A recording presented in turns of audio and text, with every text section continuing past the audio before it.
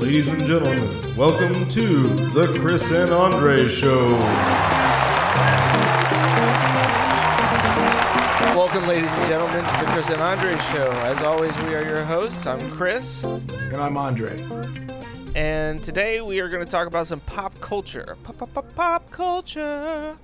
So first off, we're going to start with some Kenobi. Obi-Wan Kenobi, the new series from Disney Plus, focusing on the heralded Star Wars character, Obi-Wan, a.k.a. Call Me Ben. Something he says a lot in the first couple of episodes. This review here, or I guess just like recap review, soliloquy, whatever you want to call it, focuses primarily on episodes 1 through 4, because those are the 4 episodes that I have watched as of today. After this, we're going to dive into some Miss Marvel. So if you're not watching Kenobi, but you are watching Miss Marvel, make sure to stick around for that. And then at the end of this, we're going to switch over to some politics, talk a little bit about the January 6th committee hearing. So a whole lot of fun and a whole lot of different topics that we're going to be catching up on. So with that, let's start with Kenobi 1 through 4.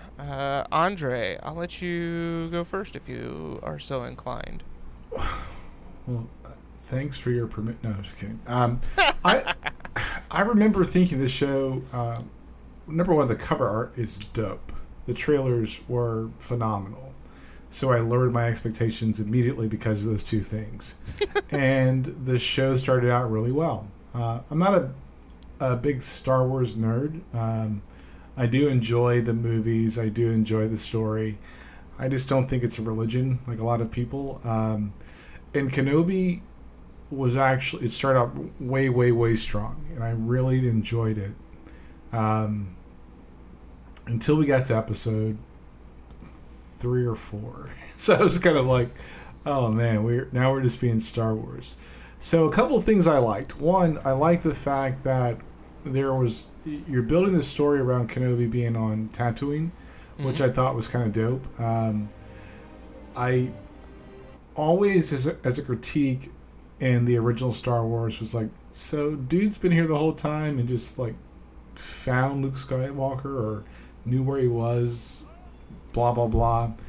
Always critical of the fact of Princess Leia, like, why is she so super confident out of nowhere, and she's the leader of the rebellion, or one of the leaders of the rebellion, and then later on she's like got the Force. So there was a lot of character building and backstory that was filled in the show. I just thought it was great. I just didn't really have a lot of negative things to say until they were on that transporter and they got stopped by a halfway gate. Yeah. And it just turned into Star Wars for me. I'm like, and I'm done. Like, I just...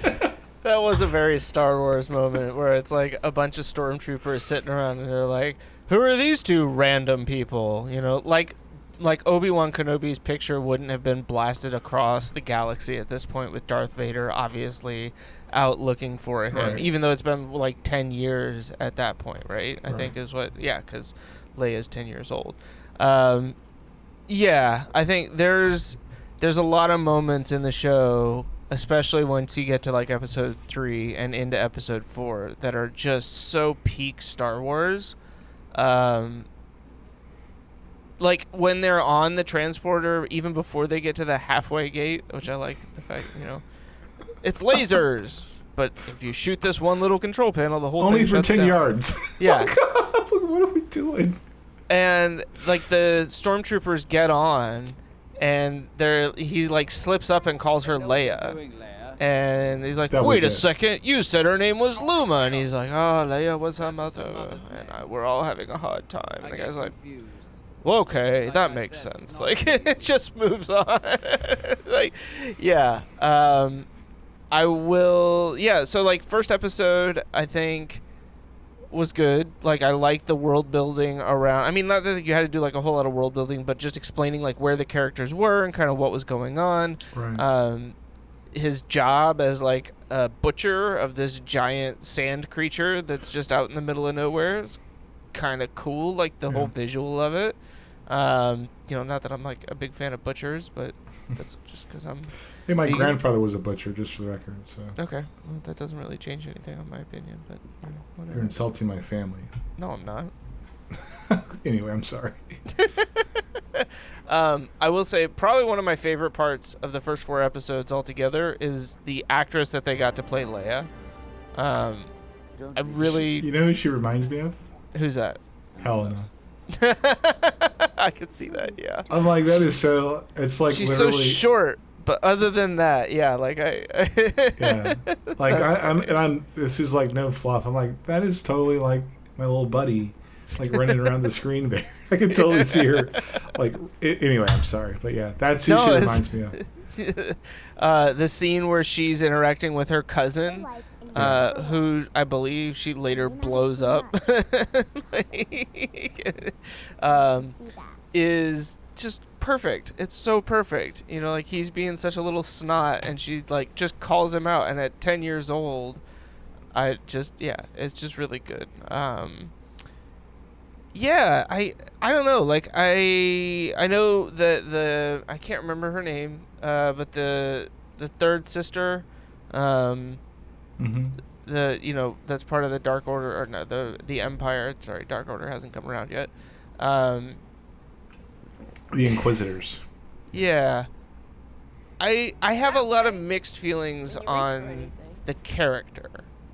Like it feels like I know that everybody's been making a big deal about her and like she got a lot of hate, and this is not to throw more hate at her because I don't think but I don't know. What are your thoughts? Like before I guess I get too far into it. Yeah, the character seems kind of forced. Until no pun intended. I was like, wasn't trying to do it. That's how you know I'm not really good at puns. But the dialogue, her script was awful. Like just that there was really no character development, but it kind of clicked together when you remember the first scene from early in the episodes. Mm-hmm. And then you remember the second scene when she's interrogating Leia, and I was trying to skip over the hate. It's Star Wars, like it's not. I think that's also the downfall of that whole enterprise and that whole like world is that people get so super attached to these like this fictional world like it's real, and there's no room for growth. But I also don't believe that I don't think her character is being presented as a diversity play. So that's right. That's the other part.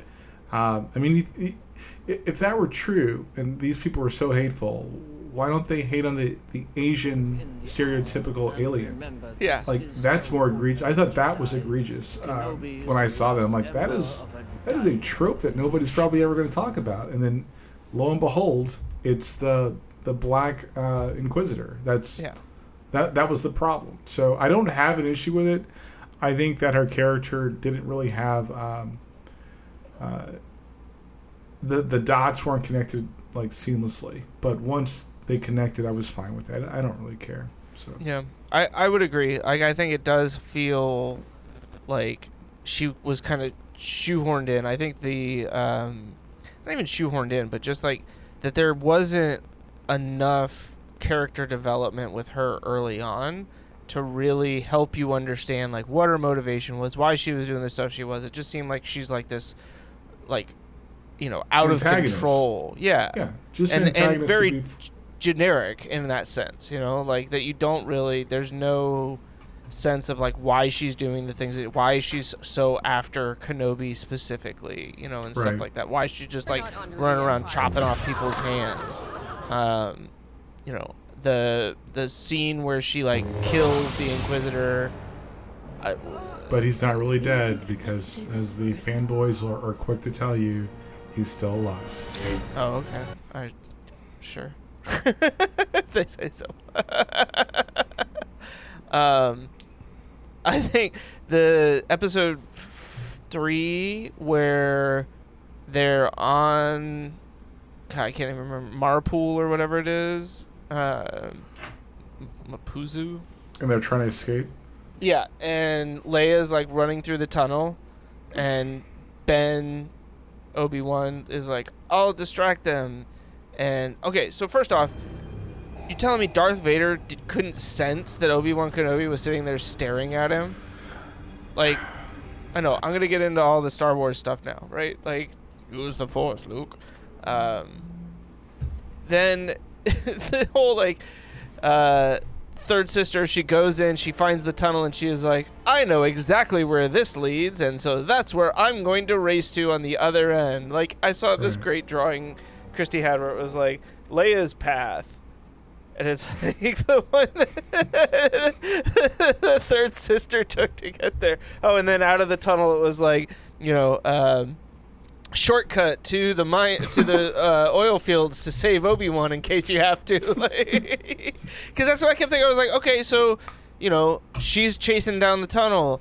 Tala's going to go back. That's going to be the end of Tala, And I was like, that's what I thought, too. There was apparently just some other random exit somewhere that...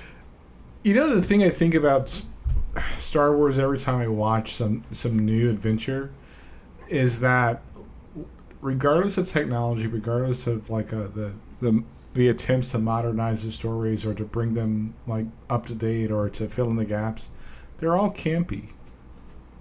They still build off the same late 70s, early 80s camp, and that's what I've come to expect, and I've never been disappointed in the Star Wars franchise.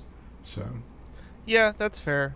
I will say, along those lines, I feel like there was a good amount of like practical effects or real effects, like costumes and suits and stuff. It wasn't the George Lucas, let's just CGI everything that I felt like they did in the episodes 1, 2, and 3. Star Wars episode 1, 2, 3, Phantom Menace and all that stuff. Like some of the bounty hunter costumes, like the weird dinosaur looking dude, was like very campy in that regard. I liked that. Like I liked that specific. Like even the droid that was in the little shelter that they were hiding in. Yeah. Who couldn't speak or whatever. Like when he had the hammer behind his back when the stormtroopers came. Nobody noticed that. Oh, I was so hoping he was going to use that. Other stuff that I really enjoyed, like little bits and pieces. Oh, come on, the Johnny. That was so stupid, but so great. Like he's such a freaking like scammer. All the little magnets and he's gonna be so typecasted. Like that's gonna be his career. He's gonna be a typecast actor, and I think that he has the potential to not be that way. And I really actually, when I saw his role, I was like, you know what? I think his relationship with Marvel and Disney, he's going to be typecasted the rest of his career. And I don't know what that does for him. I think that, for example, Eternals, just to think, bring it up, he got bulked up. And he's going to come up again when we talk about Miss Marvel. He was not even really there in the movie. He plays like a scammer or a con man in this show. Yeah. With a heart of gold. Whatever. I think that. So I will say this on the, and I've said this a lot. Like I think Marvel, Disney, whatever parent company you want to like describe them as, they need to do a better job of creating characters that can stand for themselves as they're building these worlds, because they have a great opportunity to expose people to these, whether it be the Star Wars universe or the Marvel universe, but if they can get away from I'm going to put this person here just for this or whatever, I think they'll be better off with that. And it's actually starting to get disappointing. And if you think of the original trilogy, almost all of those actors and actresses were like no-name people, more or less. Like they except weren't. for Billy D. Yeah, I was gonna say that's the one. But like Carrie Fisher wasn't like Mark Hamill, even Harrison Ford at that point was actually not, Harrison Ford was he was a name. He would be the one exception to the rule probably. But even then, it wasn't like it. I don't know. It just. And granted, I wasn't around when those movies came out. Obviously, like I was a little. You weren't even a thought yet. Well, I might have been a thought, but yeah, you weren't a captured thought. But I feel like now they're doing the typical Hollywood thing where it's like, we've got to have a name, you know, like at some point Tom Cruise is going to be I don't think that's true for Marvel and Disney. I'm talking specifically about Star Wars. Okay, but you have some of the same execs that are working on both properties, and you can see the same parallels in both. I don't think that's necessarily true for them. I think that they can find like a mid popularity actor or actress and help them, or actually bring them into their franchises and boost their career. But I also think that they have a sense of they're getting too comfortable with their success, and it may like inadvertently damage somebody's career or like make them look like a clown, like however you want to look at it. But I think that that was not the right role for him. I would have found some, unless he really loved that project and he was like, yeah, sign me up. But it just made me think of the Eternals, where they misused that character, and it really frustrated me. So I will wholeheartedly agree on the misuse of him and the character in Eternals. Like, it was basically, we want to put a Bollywood dance number in here, and that was it.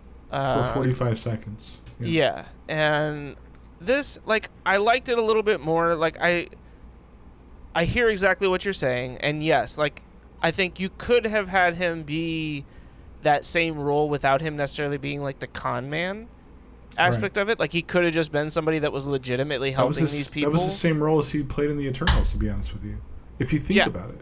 Yeah, absolutely. And so, yeah, like, I think there is probably typecasting or just, a comfort with him playing those roles. Like, we know what we're going to get from this, so that's just what we're going to do here, instead of inviting him to kind of stretch and do something different. Right. So, yeah, I think that's a fair point. Overall, I'm now I just expect with the show like, I haven't watched episode 5 yet, but I'm expecting it to be another Star Wars property. Like, I mean, it is, and I hear exactly what you're saying. Like, yeah, I don't think it's going to break the mold of that. Like, I think it's going to play to its classic Star Wars tropes. It's going to use as much, like, nostalgia and familiarity as it can along the way, while trying to, at the same time, add modern touches to things, or, slight spins. I will say the scene in the Inquisitor Fortress or whatever, where, not just scene, but, like, the scenes where Obi-Wan is, like, sneaking through and Tala's at the control panel, and they're talking to each other on their little things, and it's like, really? I mean, they even, like, called it out, because the guy sitting next to her is like, what the hell are you doing? And then some guy's like, you're not supposed to be here. Come behind these things over here where we can talk about this and you can kill me. Like, I've got to stop rolling my eyes, but I swear it was like eye roll after eye roll, and the part that just kind of made, I really almost checked out with the window cracking with all the pressure. Yeah. I was like, I think I even said to Christy, like, that's not how water works. No. And then they were all instantly dead. Everybody that was in there was instantly dead. Like, none of them trying to swim for their lives. Are so inept at everything they do. They're like the most disposable character in the franchise. I also would really like to know, what is their armor made out of? And why do they even bother wearing it? Because a single blaster shot goes through it and kills them every single time. And at what point, when the Jedi is reflecting all of your blaster shots back at you, do you stop shooting at him? Like, after all your boys are dead?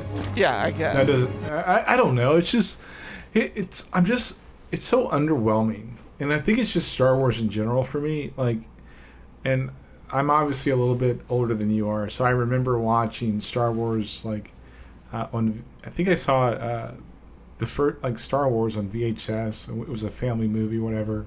Mm-hmm. Then I saw Return of the Jedi. We went to a theater but we were in Europe, so it was kind of a different experience. Yeah. It was Europe. Yeah. So it was kind of like, oh, this is cool, but we're talking like the freaking 80s. This is like early 80s. It's like not that impressive. Yeah. I can say the same thing for Dune. I remember seeing Dune in the theater in Europe. And I watched Dune at home in 1080p. And I was like, yo, this sucks. Wait, are you talking about the original? The original. Okay. I watched the original. And then you watched the original in 1080p. Yeah, I was like, gosh, oh, what a stretch. So, but at the same time, the mystery of the franchise is just dwindling for me. So, I just, there's a lot of things about Star Wars I want to enjoy. I just can't. And that's excluding the fact that people are so, they get so bent out of shape about the science fiction world, and they take such ownership of something that's not even real. That bothers me just a little bit. And it's not even theirs. Yeah. It's like, you guys are annoying. So. No, I agree. All right. Sorry, go ahead. But I do think that it's not a casting issue. I think the issue is I think Star Wars in its current iteration is being Star Wars. So, yeah, that's fair. All right, so episodes 1 through 4, we'll do a thumbs up, down, sideways rating so far. Sideways. Yeah, I'm still I don't know. I'm kind of like I know it's kind of like I'm at like a 45-degree angle. I've enjoyed it. I think Ewan McGregor is by far, the best part of all of it. No, I'd say Leia's the best part of the show. Okay, yeah, Ewan McGregor and Leia, and their whole like little dynamic is very fun to watch. If Star Wars would get out of its own way, I think we would probably enjoy it a lot more. So We'll see what episode 5 has. Maybe we'll do a recap of that one next week.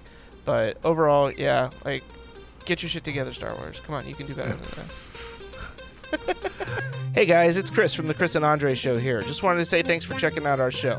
We hope you enjoyed it. If you would, subscribe, like, make sure to hit the notification bell so you get alerts when we post new videos, and leave a comment with your favorite part of the most recent episode that you watched. We'll see you on the next one.